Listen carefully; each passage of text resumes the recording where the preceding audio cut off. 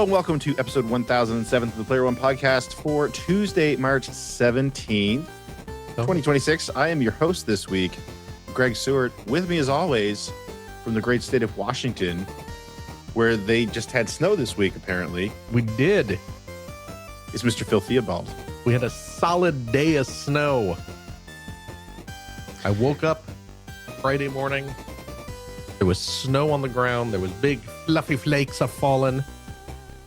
Was it enough to I mean, you're no stranger to snow. You grew up in Illinois, obviously. So. Oh, absolutely.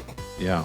But was it like, do you get a lot of snow there normally? Or we typically, at least since I've been out here, which has been 8 winters so far.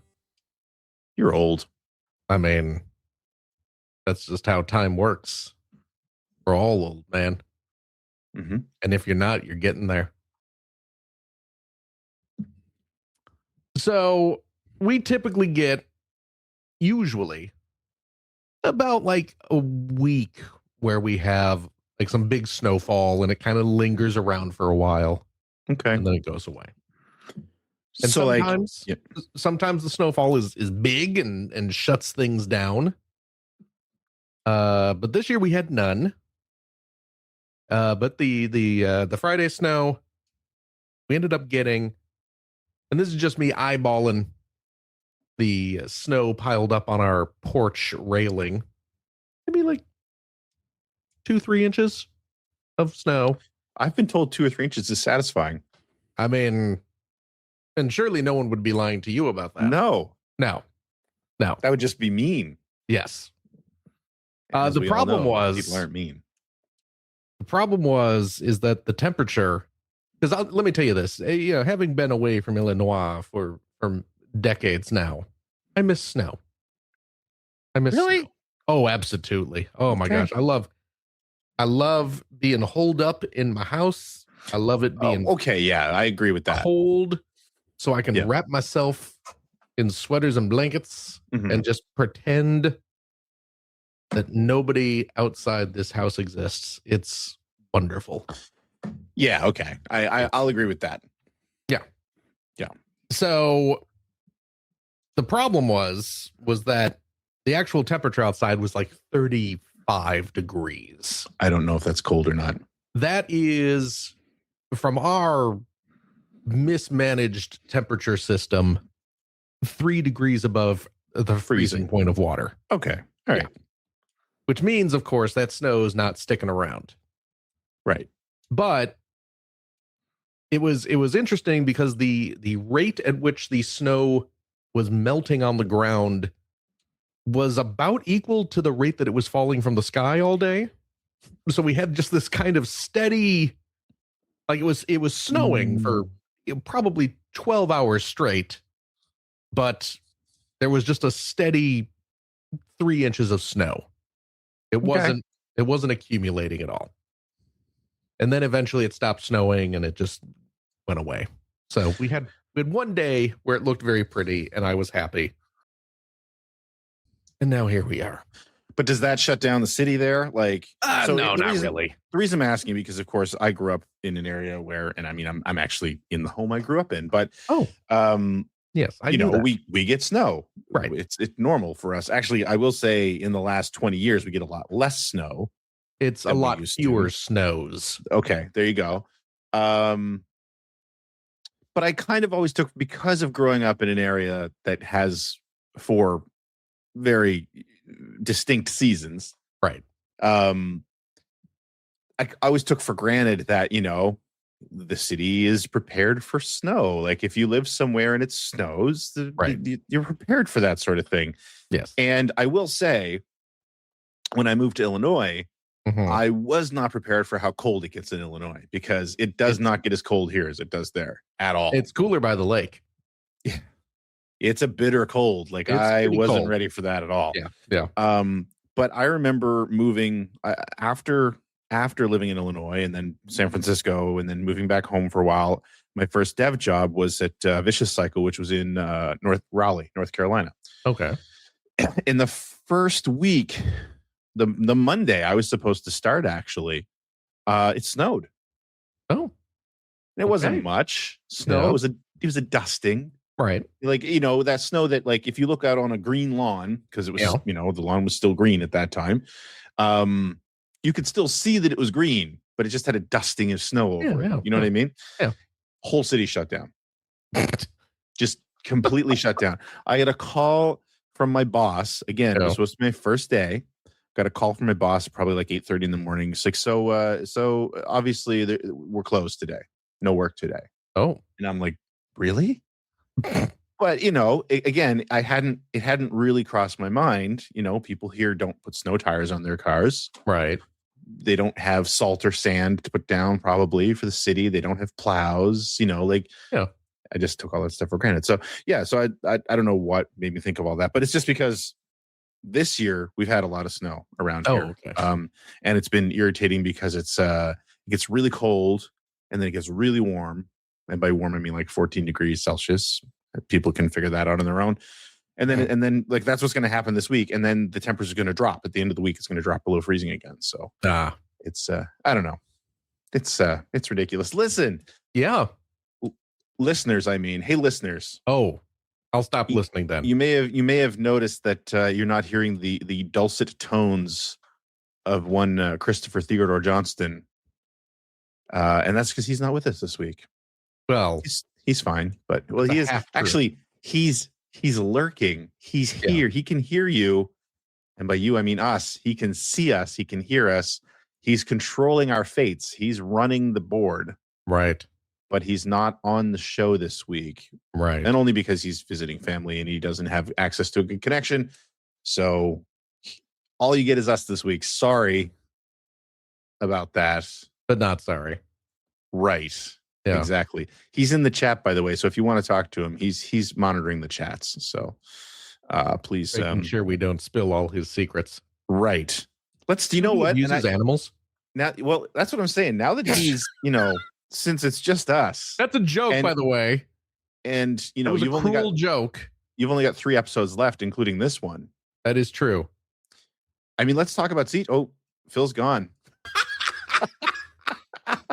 Wow, he can control things. Oh man, he can control things. Oh my goodness. I was gonna say, let's talk about CJ. Yeah. I mean, how do you really feel about him? He knows. Is he really the reason you're leaving? Let's spill some tea. I mean, look, I have 3 episodes left. You certainly wouldn't have skipped out on one of them, would you have, Greg? No. Yeah. Exactly. These episodes are precious. I might not be here next week, but these episodes are precious. Wait, what? Are you not going to be here next week? My daughter has another volleyball tournament. I don't know how long it's going to take on Sunday. You know what this is turning into? Just another week? This is turning into one of those things. I'm leaving the show. So now you and I have to go off and have our own little adventure together. Yes. And then CJ and I are going to have our little adventure together. Mm-hmm. And then we'll all be back for the big farewell. And then we'll relaunch the series like 10 years later, but it'll be animated.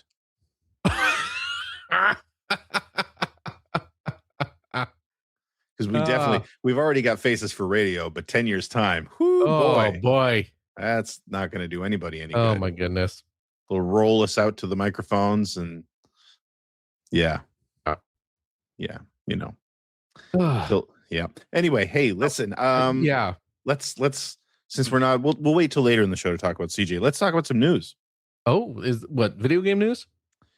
Kind of. Okay. Video game related news. So apparently, we're getting a new Lego video game console. Set. Unfortunately, not a Genesis, which is bullshit as far as I'm concerned. Whoa. But yeah, that's right. Okay. CJ's not here to stop me, so I'm saying it. Okay. It's a PlayStation. We're getting a Lego PlayStation apparently in December. Oh. That's pretty exciting. The system kits are pretty nice. One of the things that's not on this list though, and I've seen this, for anybody on our Discord who's into Lego, I highly recommend joining the racing channel because it's kind of the unofficial Lego channel on our Discord as well. Oh, is that right? Yeah. And actually there's one of our members, Mook, hacker alias Mook201, has been has been showing off pictures of his top 10 favorite Lego sets that he built in 2025. Oh, nice. Yeah, it's been good stuff in there. Mook's a big Lego fan. There's a lot of big Lego fans in that channel, so that's kind of where it all happens. And they've also I did know about this PlayStation thing because someone had posted it in there, but it sounds like they're doing a Donkey Kong arcade unit as well. Oh, Lego set. I don't know. And a Mario Brothers, apparently. Well, the Mario has been officially revealed. Announced? Yes. So yeah, somebody posted something. The other stuff I believe technically is rumor at this point. Okay. Rumor's good enough. Those rumors tend to come true. But they did reveal that there's going to be Mario sets with like Mario minifigures. Like minifigure scale Mario sets coming. No, these are arcade machines. Oh. There's a catalog number. Donkey Kong arcade machine. 1,367 pieces in August. My goodness. Yeah. Okay. So that's pretty exciting. I had seen the one about the Mario arcade machine, and I was like, I mean, that's cool, but Mario, really? Like, I have a lot of nostalgia for Mario Brothers in the arcade. But Donkey Kong. Yes, please. I do enjoy a Donkey Kong. Mm-hmm. So, but yes, what we are talking about here, though, is, of course, the next system that they're going to release will be this December, and it'll be the PlayStation. So that's exciting. The system kits are always really good. They've been really good so far.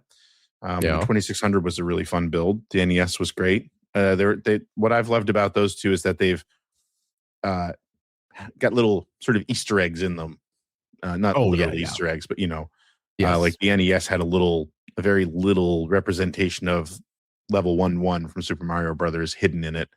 And then the 2600 has a whole elaborate diorama that pops up when you slide the cover off. So I'm interested to see what they're going to do with the PlayStation, but that's awesome. But I am a little bit disappointed that we're not seeing a Genesis yet. I really hope they do get around to doing that. But they do have a working relationship with Sega. So right, exactly. So or maybe a 32X, that'd be cool too.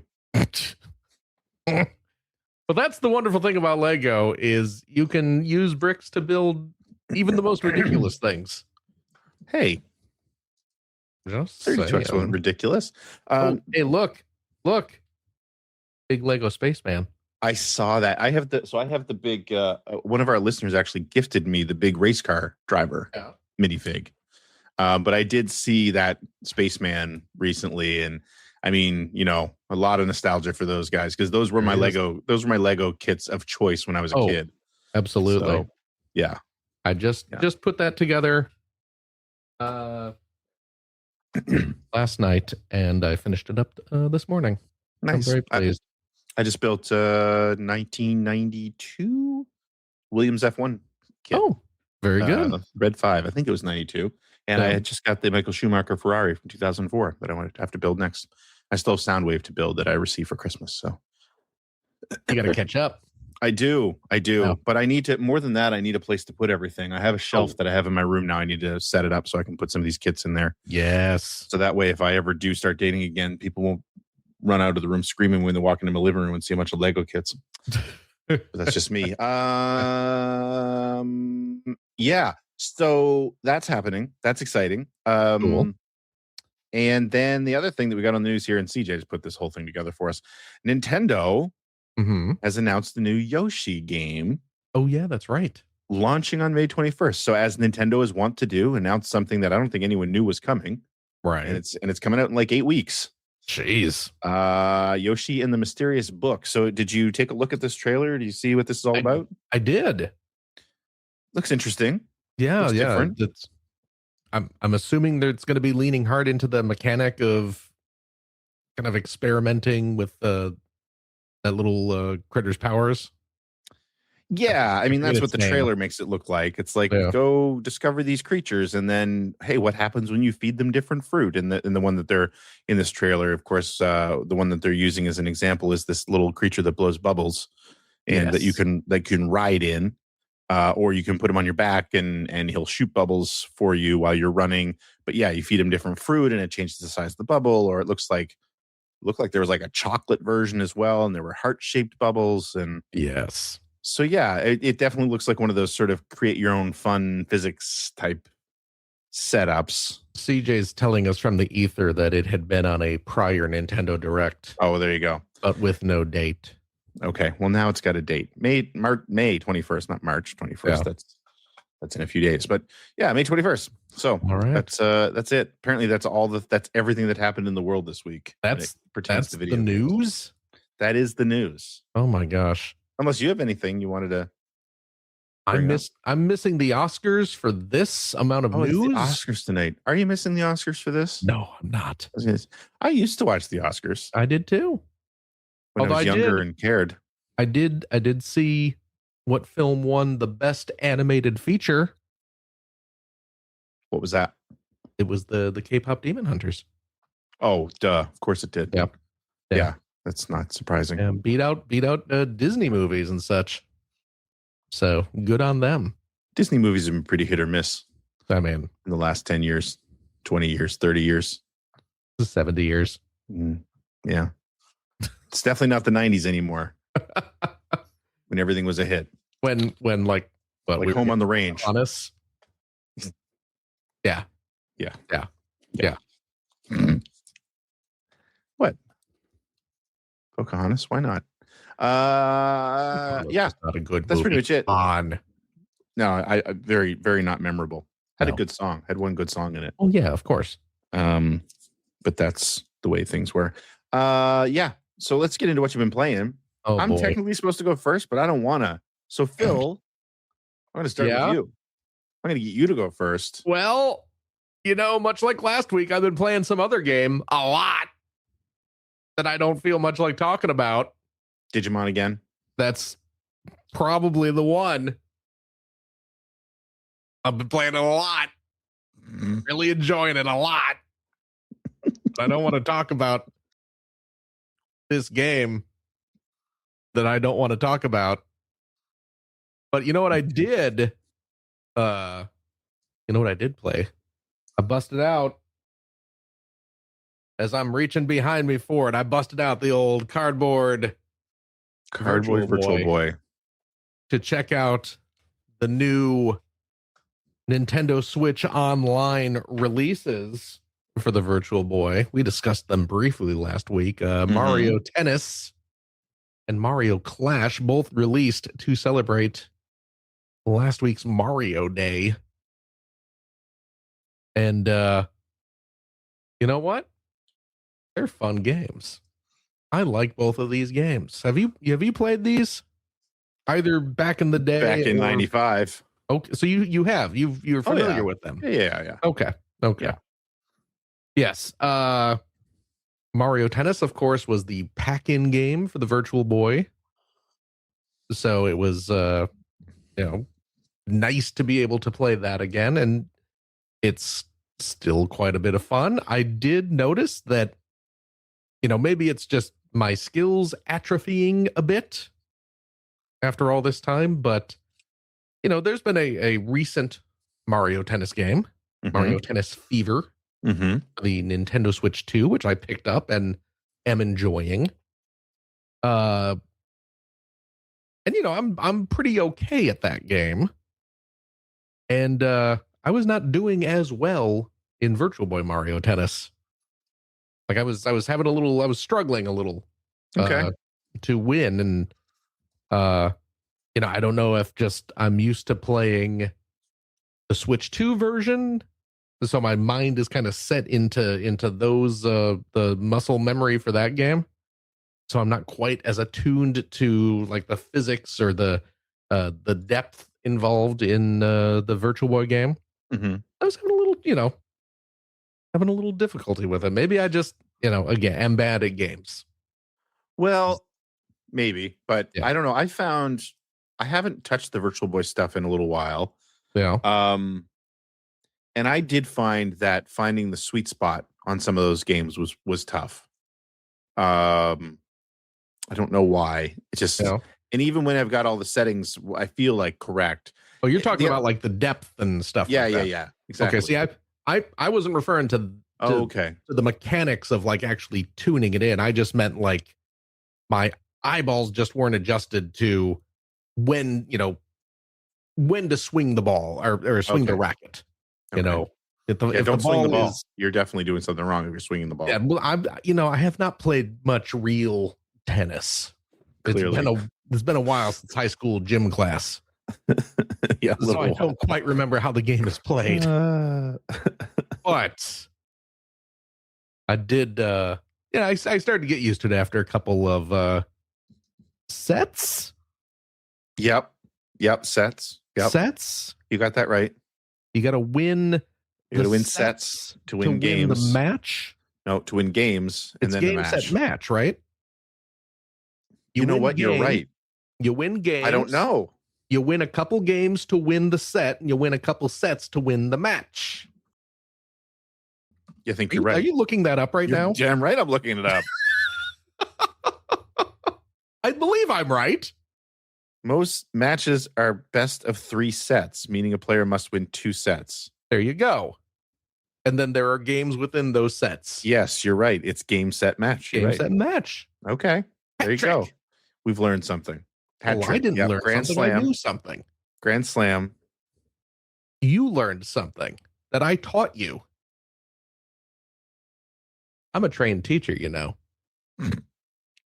And you can see my skills in practice right here tonight. Yeah. Oh, your teaching skills were a lucky guess. That's your teaching skill. I mean, I didn't say I was a good teacher. That's why you don't. Anyway, we're gonna go with 3 + 5 is, I want to say 8. Someone want to check me on that? Definitely more than 6. Someone get your phone out. Get the calculator. Mm-hmm. So I've been playing. I played a bit of that. Yeah.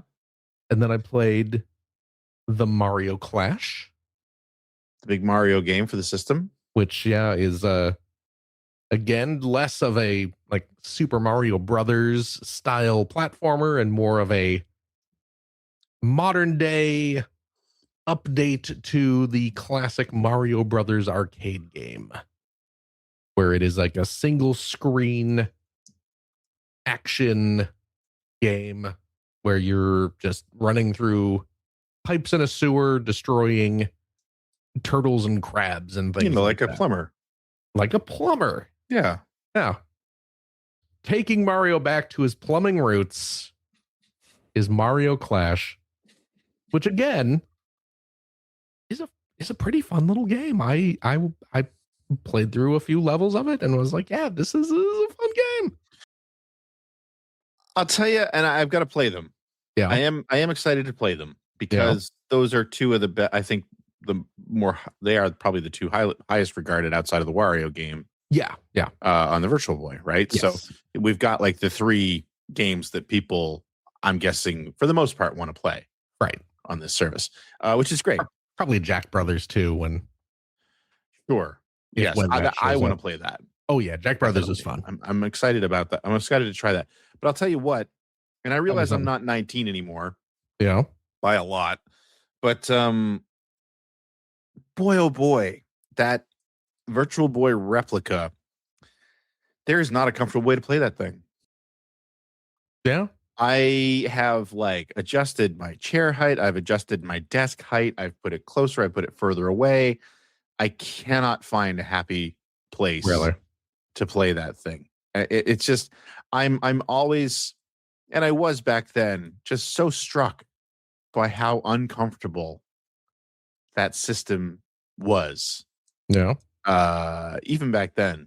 But now, my old man bones and my tired old eyes, it just makes it that much worse. Well, I can't help you there, my friend. Yeah. But I will tell you, that's why I picked up the cardboard one. So you play that like your hand, the Joy-Cons are still on the system, yeah? Yeah, I'm not saying it's not a little awkward because you're holding your hands up like this. Right. Yeah. But I'll tell you what, it works a treat lying down. You plop yourself on the couch or in the bed. And you're just lying there with that resting on your face and pew, pew, pew. I'm doing my Virtual Boy thing. Yeah, it works great. Yeah. So I mean, I love the shell for the novelty factor of it, but for actual practical playing, Not so much. cardboard one is great. It also has a fair amount of depth in here, so I can play it quite comfortably with my glasses on. Yeah, see, I find the replica is not quite. It's not quite deep enough. Yeah. The only when I'm Neither wearing my are we, glasses. though, let's be honest. That's fair. When I'm wearing my glasses, which I have to do, Right. I can't play it without the glasses sort of touching the lenses, or else I get a lot of light leak, which is no good. So the lenses on that cardboard one, they're not shaded red then, right? No, they are not. So you don't have to deal with the red and black. Are you able to change the colors on Virtual Boy yet? You're not. They're going to. Yeah, that is a feature they're adding. Right. Okay. At some point down the road. Okay. And I know you can take the lenses out of the replica as well. I mean, when you're playing the actual games, it's red and black. Yeah. Yeah. But when you are selecting your games from the menu, you're getting the full color boxes and everything like that. Okay.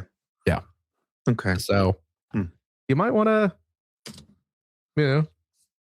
invest in the cardboard one. I don't know how dedicated you are to getting a Virtual Boy experience. Not that dedicated. Probably not that.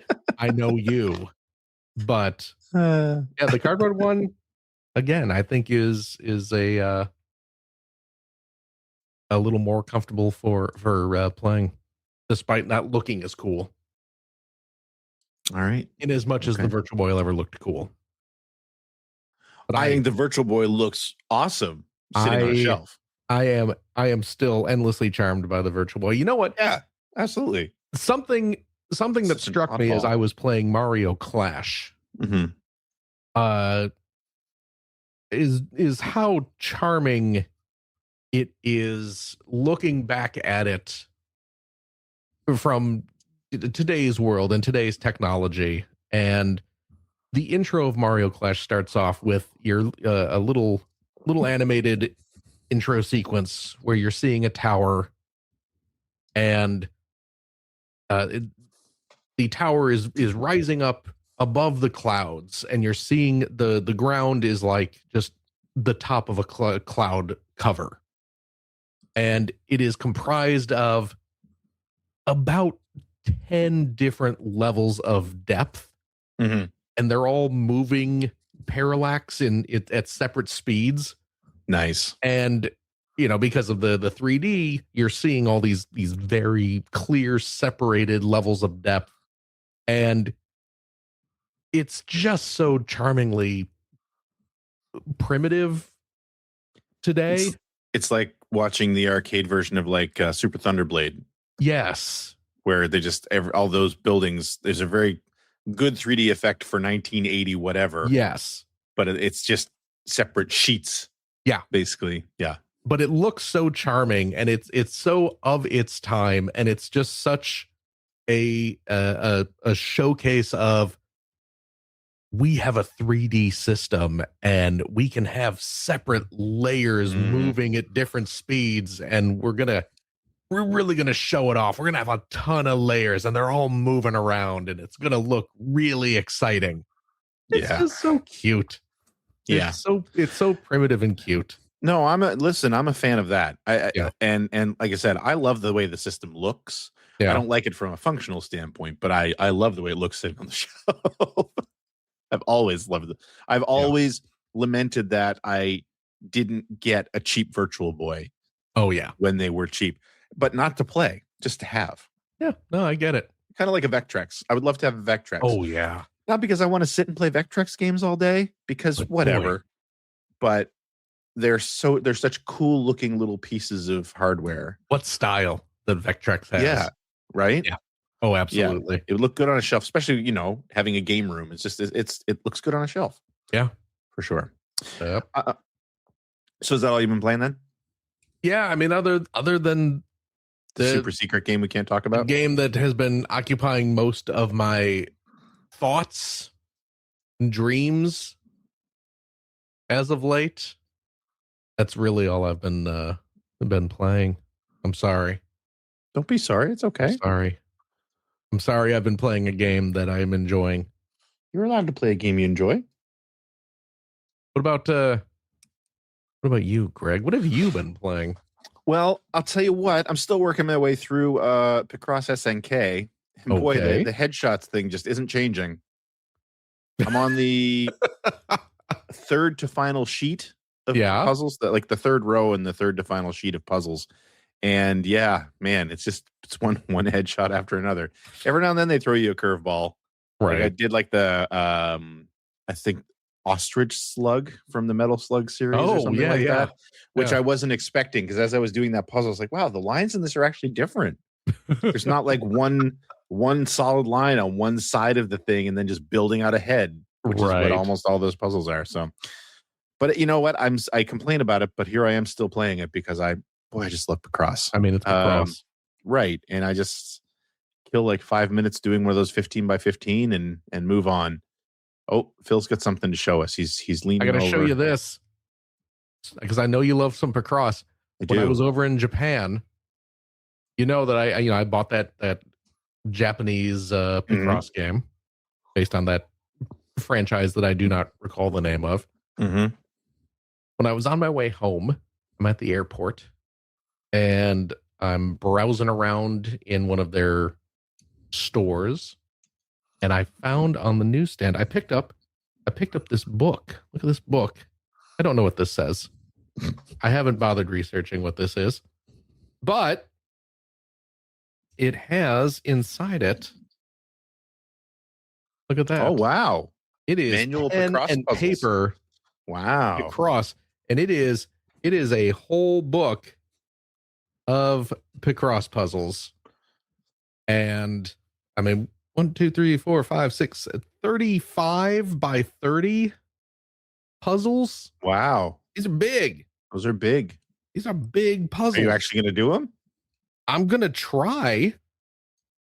And they have.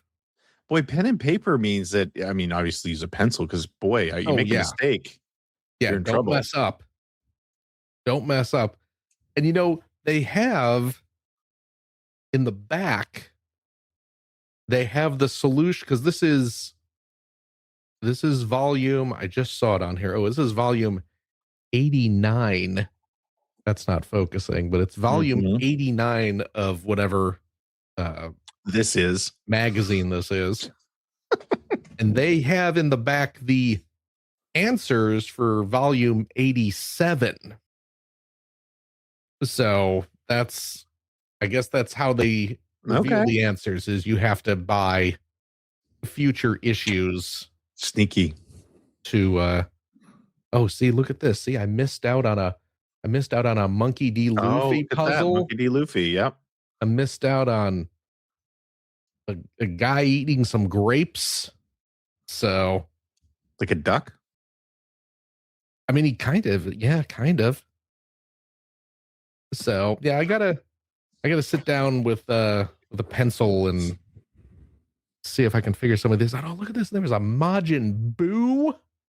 There was a Krillin puzzle. You gotta see if you can get that back issue. A Frieza. Very exciting. Is that a weekly magazine? You know what? I wouldn't be surprised. It's so crazy to me that there's the places that still have like weekly magazines. Yeah. 550 yen for this, which is like $3 maybe. So, yeah. There you go. Right. I couldn't resist a pen and paper. No. That's great. Yeah. Well, I'm the same way. I mean, I've done nothing but mock the puzzles in this SNK game, yet here I am continuing to play it. So, you know, what you got there, Phil? I got my phone. Your messages? Huh? You checking your messages? Am I that boring? No, I got my Google Translate. Ah, okay. We're looking up the name of this magazine. According to Google Translate, this is called Drawing Time. I don't know how accurate that is. Okay. Period dramas, duck characters, famous detectives throughout history, etc. It says, oh my gosh, popular local character Mario Kart.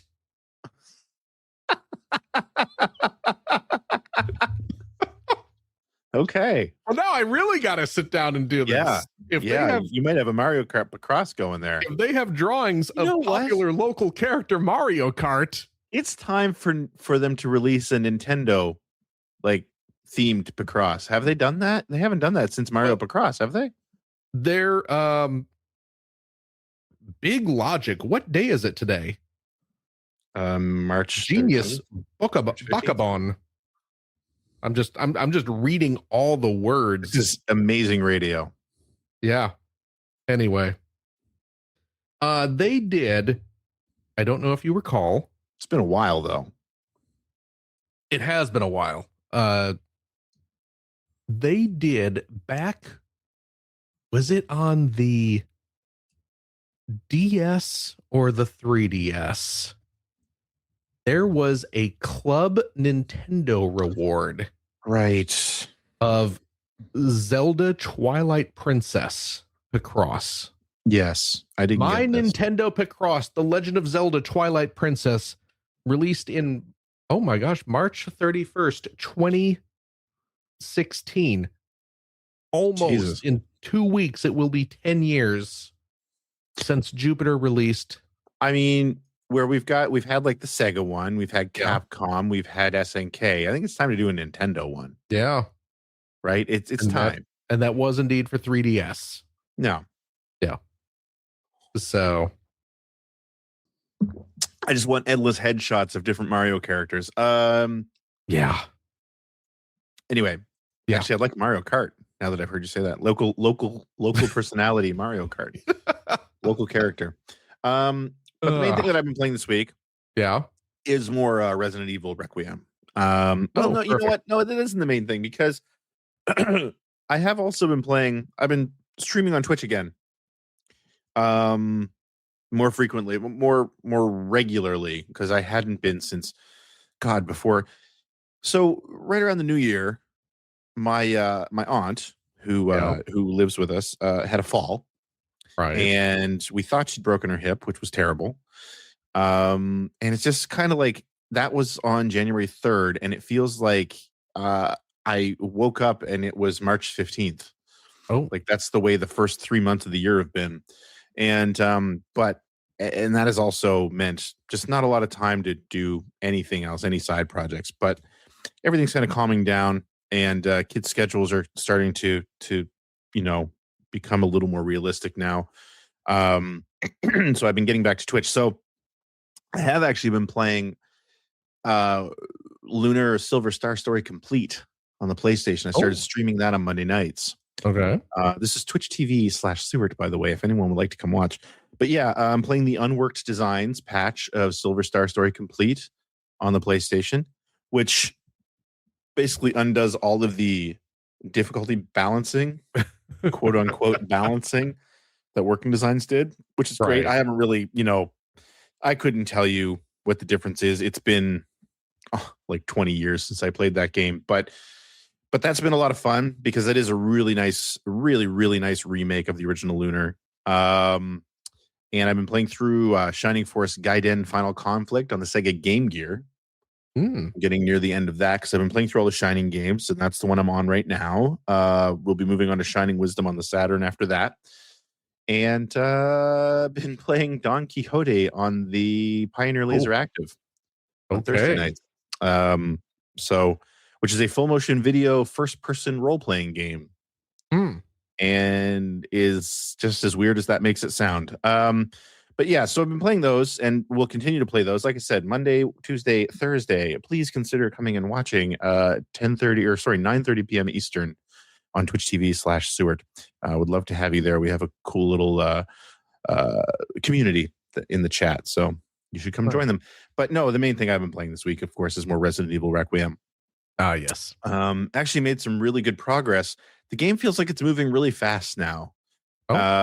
Because I kind of hadn't touched it for a week for various reasons. And then on Friday and Saturday, and actually a little bit more today, I just sort of sat down and was playing it, and I just felt like it was like boom, boom, boom, like the story is just moving along really quickly. And I have to say that I'm really struck by. I really, really like what they've done, where they've split the game up into sort of first person spooky time with Grace, the Grace character, and then they'll switch to third person action oriented gameplay with Leon. Um, and man, some of the stuff that's happening is so disturbing. Oh, really? So one of the things that they've added, I just call them clickers. They're not clickers, but so zombies that you've already destroyed, or a lot of times that are just sitting around and aren't moving. Which is a Resident Evil thing, right? It's not weird in Resident Evil to like walk into a room and there are some zombies that aren't actually moving. They're just dead bodies laying on the ground, and then they'll wake up and move at some point. Something will trigger them. Yeah. Now what'll happen is their heads will mutate. They're called blister heads. Okay. I just call them clickers because that's what they remind me of.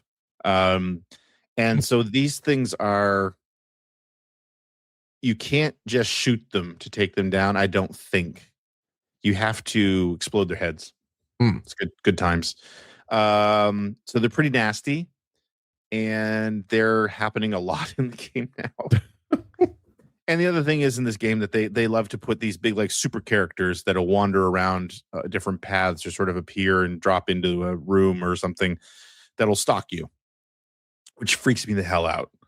And it's happening a lot. But there's one in particular. It's the creature that you read something about this patient later on in the game, where a patient and their brother actually, where their reaction to the mutation is that they eat endlessly. Okay. They're ravenous, and so they grow to this ridiculous proportion. And the first time you meet one of them, they kind of just burst through a wall, and they're there and they're chasing you. And like they barely fit down the hallways. They smash through everything, and it's really freaky. But apparently they are destroyable. You can, well, there's one that you have to actually fight and destroy, but apparently they're both you can destroy both of them, and you get like items for doing it. But yeah, man, that game's just freaking me out. I'm in like a basement area now where there's another really disturbing creature just stalking me. And actually, when I was playing it tonight before the show, it discovered me and bit Grace's head off. So that's fun. Oh, yeah. It's okay? fine. No, she's not. No. Oh no. But I saved. So. Oh. Yeah, somebody in the chat. It's called a chunk enemy, which apparently it's called chunk. Oh. Did you have him do the truffle shuffle? Shuffle? Yeah, I know. I don't get it. I don't get it. Child of the 80s? Do you get it? There was this movie called Gremlins back in the day. Mm-hmm. Go on. And in this movie, people got very excited about movies that started with the letter G. So they created the Ghoulies. They created the Ghostbusters. Yep. Mm-hmm. They created the Grinch. And among those movies, they created the Goomies. And the Goomies were a ragtag group of kids who saved the day. Hobbits and Thanos and by stealing from pirates. Short Round. Exactly. Everything, everywhere, all at once. Yeah. The long-awaited sequel. Yeah. Anyway, yeah, I'm really enjoying it. But yeah, the story's moving along at a nice clip, which is not a complaint. I'm happy about that. Oh, good. Yeah, really digging it a lot. Really happy to keep playing it and making real progress. Although I am scared out of my mind most of the time that I'm playing it. Like I constantly question why I'm playing it. Just so dumb, but at I least do. Not in VR. I played through 7 in VR. Yeah, I wouldn't do that. Yeah, I mean, it was effective. I'm too cowardly. Yeah. It's funny because I constantly say that I don't play horror games, but I feel like I play nothing but horror games. You really do. Yeah. Aren't you playing that Silent Hills? No, I bounced off that. I haven't picked that up since. I need to return that to my friend. But anyway, yeah, that's what I've been playing this week. Really. So I think we need to move on to Blue Skies. I want to fly sky high. Let's go together.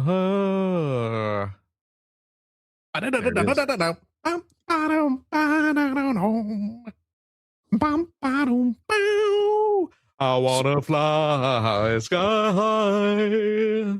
Let's go together. Blue skies. Blue skies I see.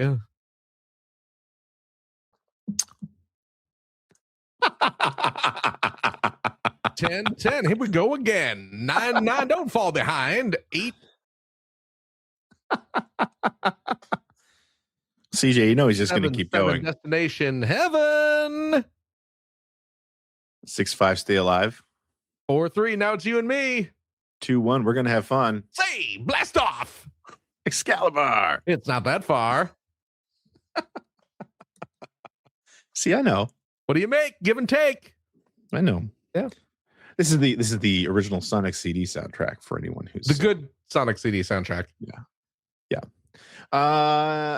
So listen, I think this is fitting, although it's too bad CJ's not here because you guys both being from the Chicagoland area might have interesting answers to this. Hacker alias Super Cambot says with springtime around the corner and summertime, which can't be far behind. In your opinions, what goes on a hot dog?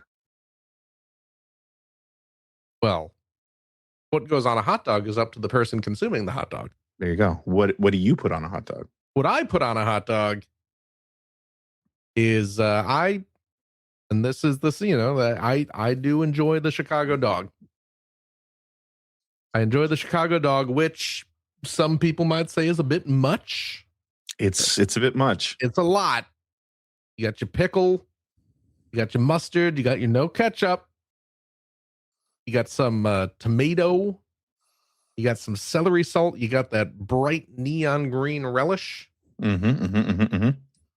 Celery salt, really? Little celery salt, yeah. Okay. Yep. Okay.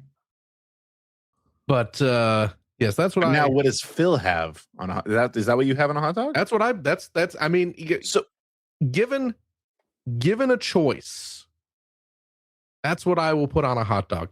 Now, realistically, if I'm making a hot dog at home, do I want to sit down and cut up a tomato and do all that? Probably not. You know, if I'm just making a quick hot dog at home, I'm probably just going to put whatever I have handy on there, which is probably going to be mustard and a pickle. If I have some relish in the fridge, I'll do that. I usually do have some celery salt around the house, so I'll put a little sprinkle of that on there. But that's just me. What about you, Greg? Can you actually hear me? I can. Because my screen is completely frozen up. So, oh yeah, you are frozen. I was going to, and my whole screen is frozen. Actually, no, but I can hear you. You can hear me. Good. Okay. My whole question was, but you already answered it. Is that since you're not in and you haven't lived in Chicago for quite a while now, right? Do you still do your dogs up that way? Yes. I'm pretty straightforward, man. I'm like ketchup and mustard. Okay. That's usually all we really have. But I remember going to Portillo's. That's the name of the place, right? Yep. I remember going to Portillo's for the first time when I moved to Lombard in Chicagoland, and not being prepared for what a Chicago hot dog was. This is like they just kept putting stuff on it. Yeah. Like, what is all this stuff? What's happening? Like, is this a Subway? Like, what's going on? Yep. So, Absolutely. but yeah, I can't. I You want to know what's I don't really have that stuff. you don't know what's crazy What's crazy?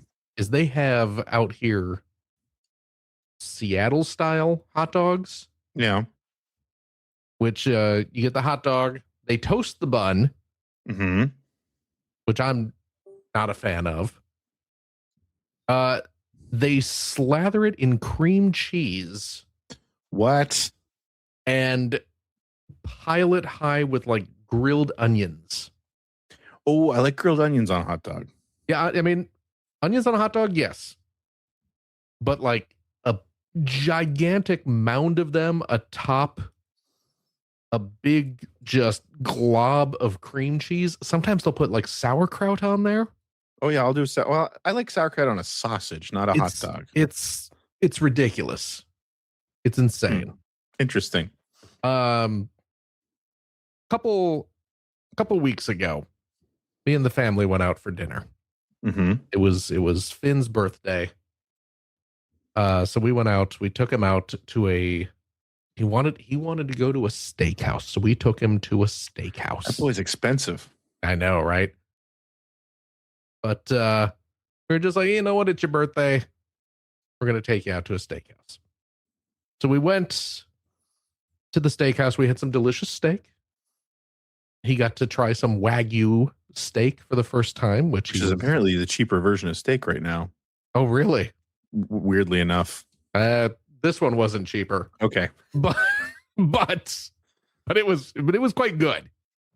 But we were leaving, and you know, it was late at night, and it was a little chilly outside. And we get in an elevator, and there's a gentleman in there as well. And he just kind of says, you know, in a just being friendly, oh, it's, you know, a little chilly out tonight. And we say, yes, it is. We agree with him. Okay. And then he says, the last time I was this cold, I was back in Chicago. Now, he did not realize that he was in the elevator with two other people from Chicago. So we were like, oh, we know what you're saying. We grew up in the Chicagoland area. And so we chatted a bit about Chicago, and he's asking how long we've been out here. And, you know, a decade or so, but, you know, we've been out and about other places as well. And then his last comment as the elevator is reaching the ground level and we're about to go our separate ways is he's like, okay, well, I got to know, have you tried?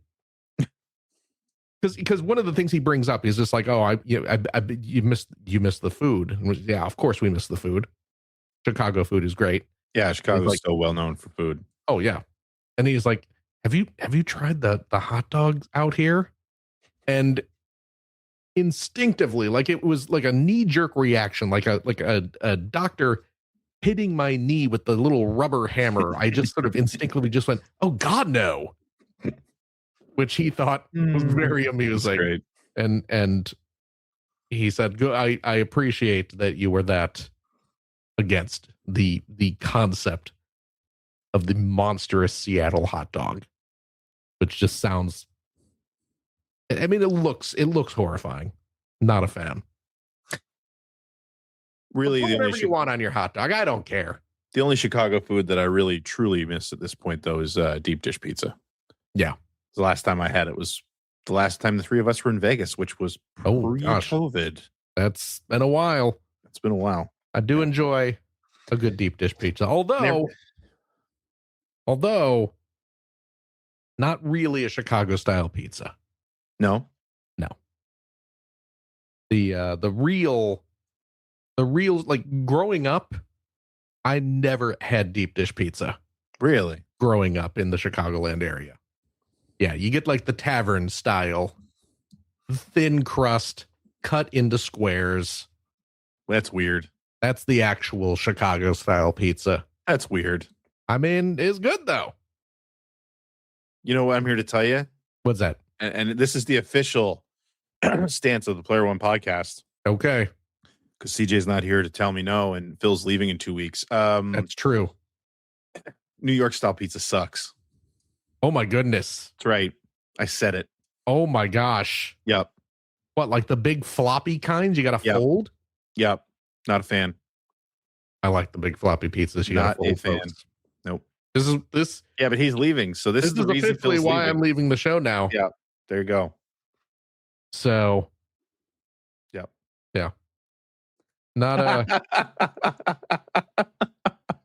Yeah.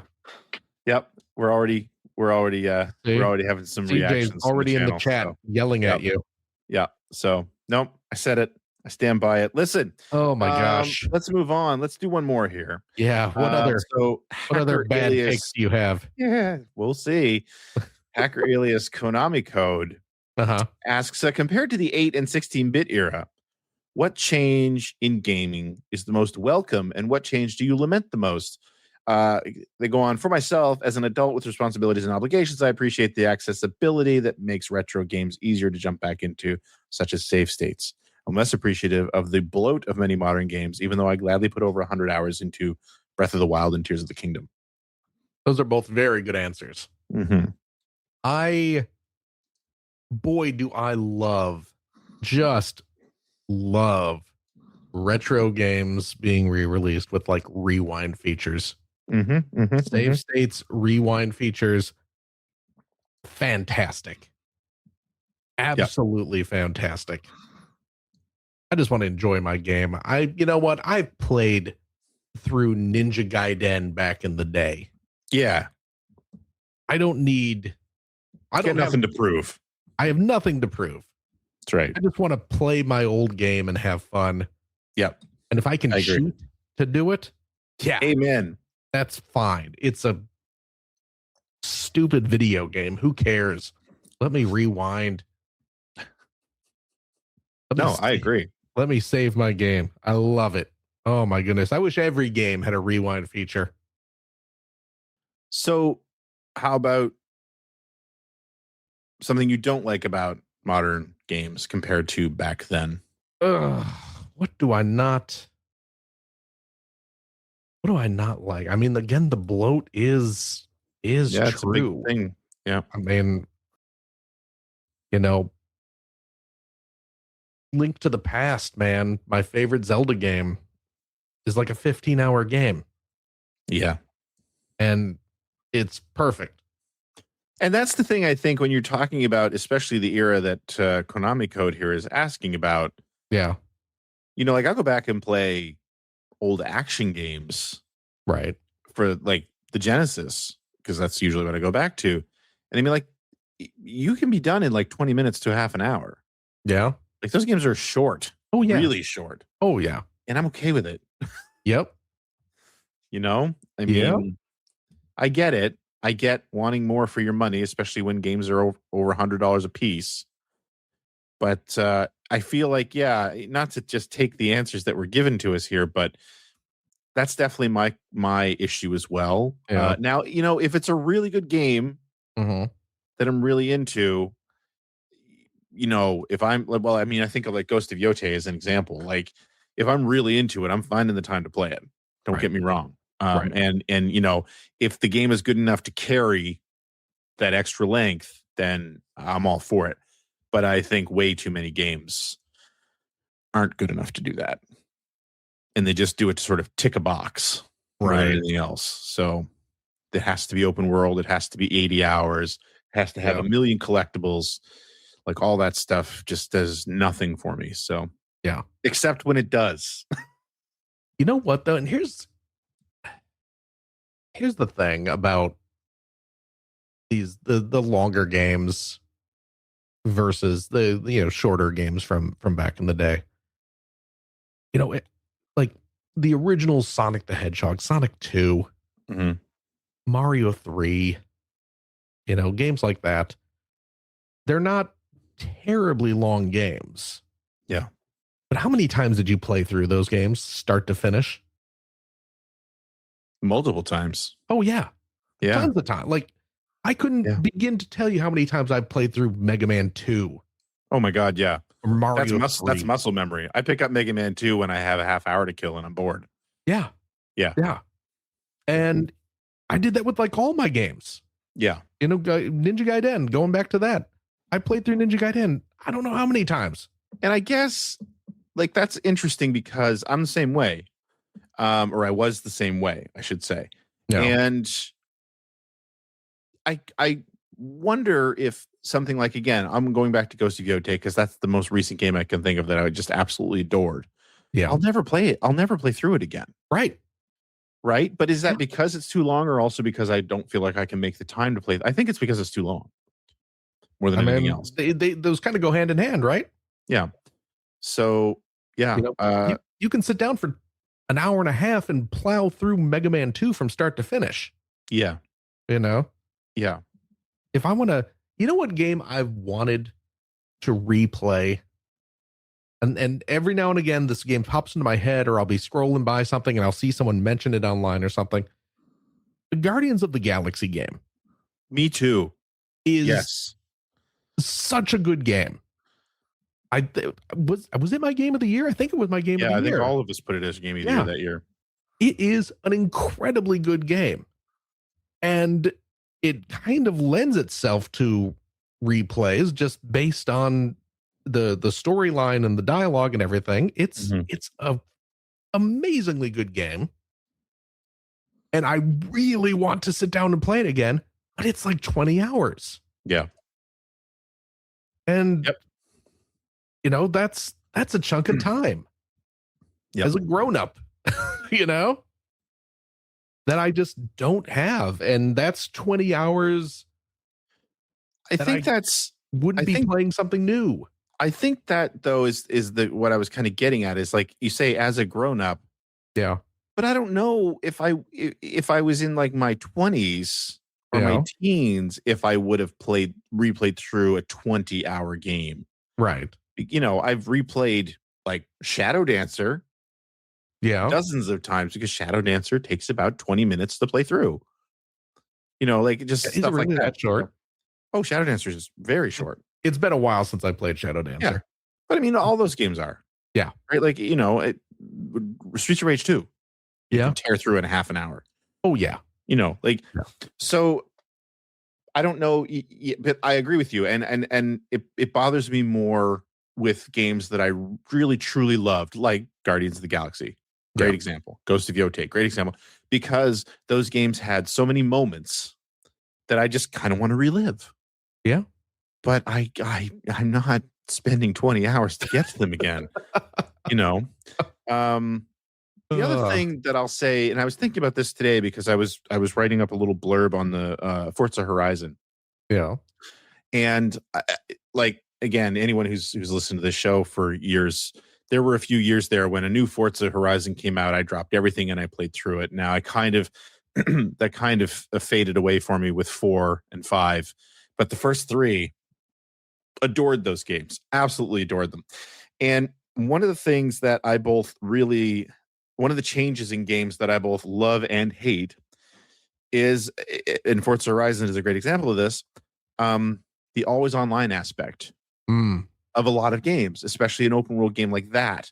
And even back to like, say the Xbox with like Project Gotham Racing 2, because I remember this was one of the first games that did it, where you would, even if you were playing single player, when you finished the event, you had your leaderboard, right? It's like, here's all your friends did right away.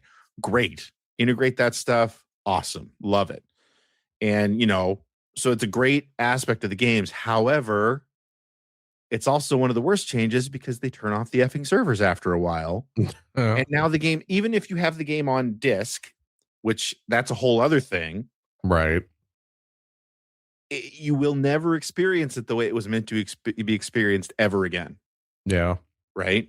And I'm not stupid. I know you can't just leave those servers on in perpetuity. Like, that's just not a thing that's going to happen. It's not realistic to want that. But you just will never, ever experience the game as it was meant to be experienced, no matter how many times you want to play through it again. And if you bought that stuff digitally, then you have even bigger problems. Yeah. Or like, as an example, Gran Turismo. I'm weird with like Gran Turismo. in that I love watching replays of our old league races. I just love watching them. Yeah. Well, they turned the servers off on Gran Turismo Sport. So the replays still exist, but all of our paint jobs are gone. So really? Yeah, so you can go back and watch them.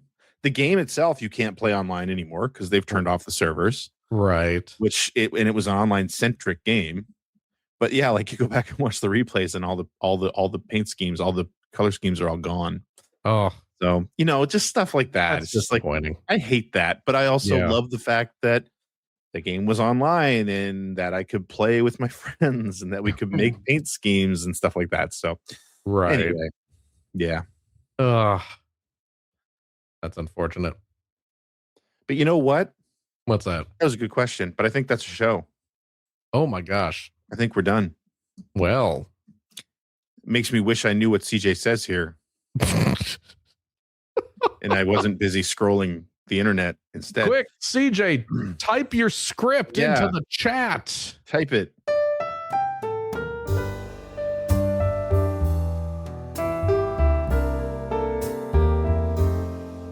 And that'll do it for this week. Thank you so much for listening. If you have any comments or suggestions or anything like that, please consider going to our Discord server, our Player One Podcast Discord server, where you will find our wonderful community and you can chat and hang out with them. Hey, if you love Lego, remember to go to the racing channel. Oh, because that makes sense. And hey, also you check us out at playeronepodcast.com, where you will find the latest episodes. You will find very old blog entries about Sega CD. I feel like CJ wants to say that every week, but he doesn't, because he kept saying that for about 3 years since the last time I actually wrote one of those blogs. But and then he finally stopped.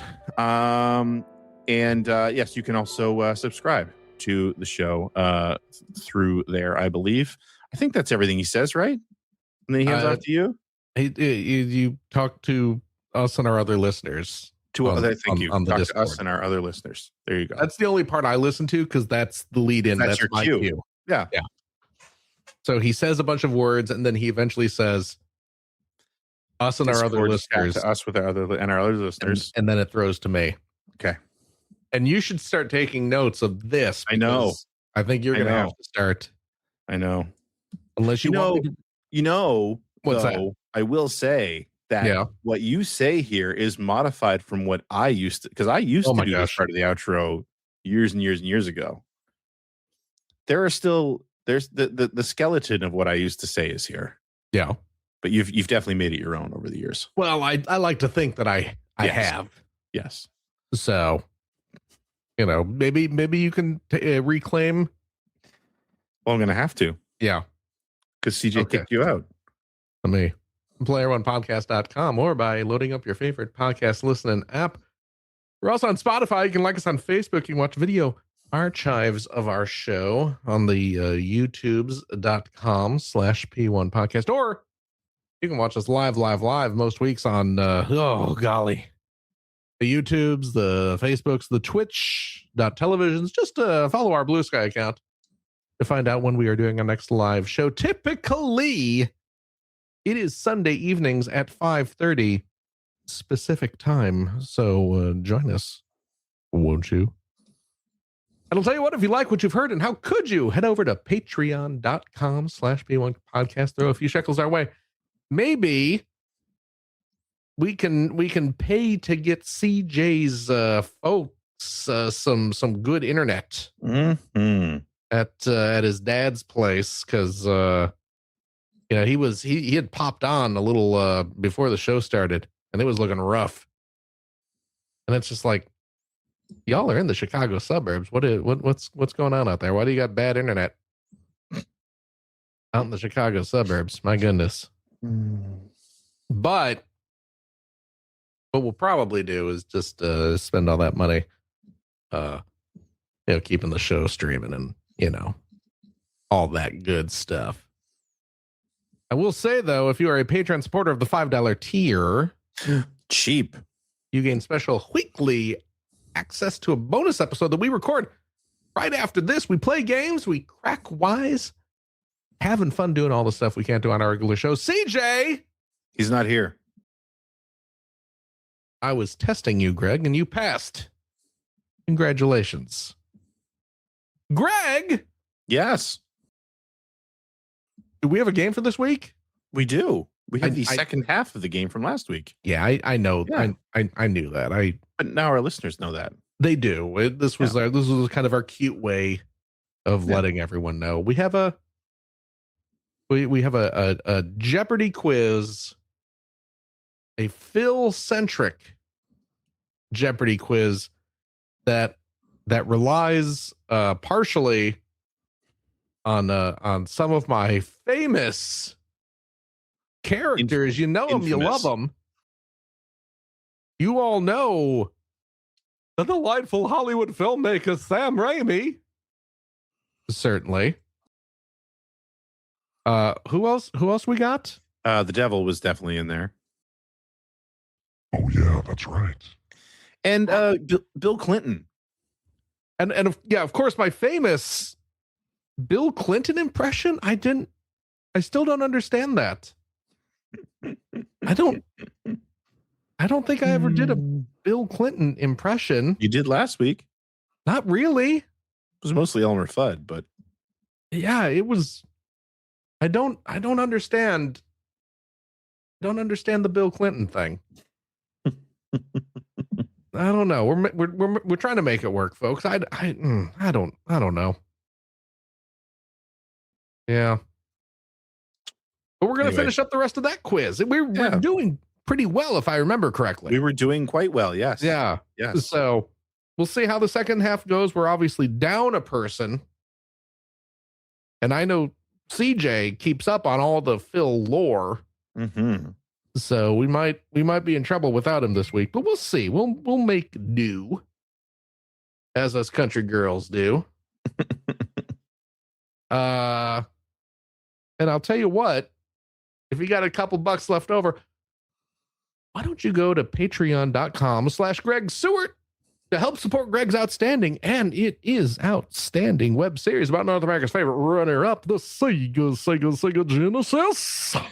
Thank you, Phil. And if you're a supporter of the $3 variety, That's also very cheap. yes, it is. Yeah, I know. That's why I said it.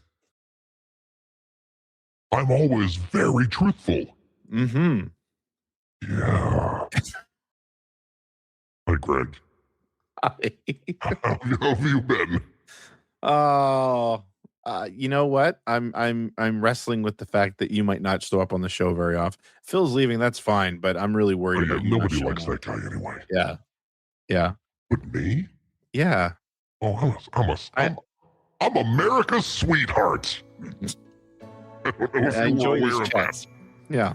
that. Being Canadian and all. Mm-hmm. But yeah, I'm highly regarded down here.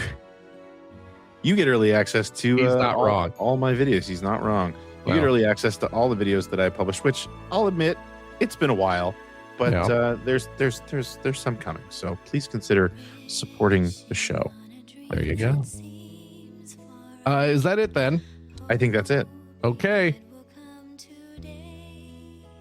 Greg? Phil? I'm going to whisper this.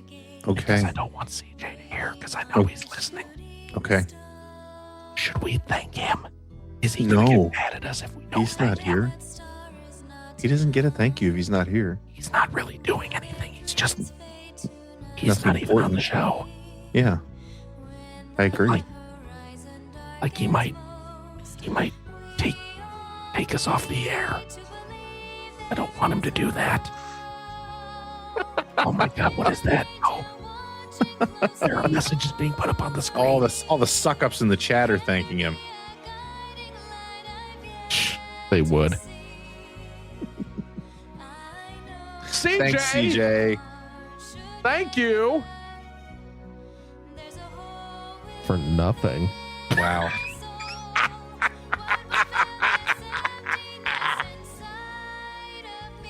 Oh, Lordy. Oh, we have a good time. Gregory, Yo. thank you as well. Thank you, Philip. And of course, a big old thank you to you, our wonderful listeners, every single darn one of you. Remember, as always, please take care of yourself, your loved ones, your family, your friends. Be kind to each other and be kind to yourself as well. My gosh. Most importantly. Oh, yeah, my goodness. And I guess that's it. I guess we'll see you next week. We won't see Greg next week. He's off. Well, we might. I don't know yet. We might see Greg next week. Try to. Yeah.